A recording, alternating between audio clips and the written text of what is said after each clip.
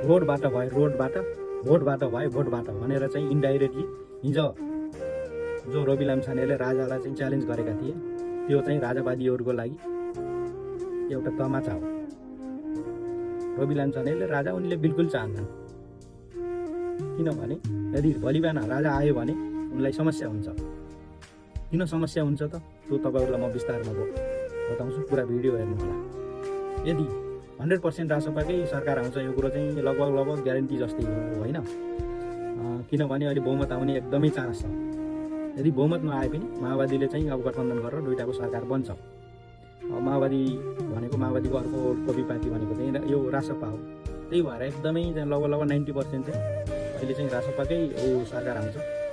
यदि by chance आएन भने उनी चाहिँ एकदम फस्न सक्ने चाहिँ एकदमै चान्स छ। किनभने चाहिँ अब अगाडिको पैसा त चाहियो जनतालाई, मागिसकेपछि अब राजा त माथि हुन्छन्, ऊभन्दा सरकार हुन्छ माथि भइसकेपछि अब छानबिन होला। भोलि बिहान छानबिन भइसकेपछि उनी इन्डाइरेक्टली या डाइरेक्टली उनी 100% त्यसमा मुच्छिन्छन्।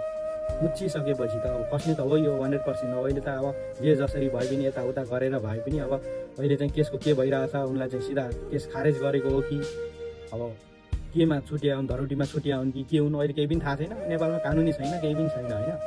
अनि अब म पनि सपोर्टर हो उनको, राम्रै मान्छे हुन् होइन। अब देश विकास गर्लान् सरकार आएपछि त्यो कुरो अलग हो, तर यथार्थ कुरो चाहिँ त्यो हो 100% चाहिँ छानबिन भयो भने जसरी पनि चाहिँ मुच्छिन्छन् कि। त्यो भएर उनले चाहिँ राजा नचाहेको कारण चाहिँ त्यो हो।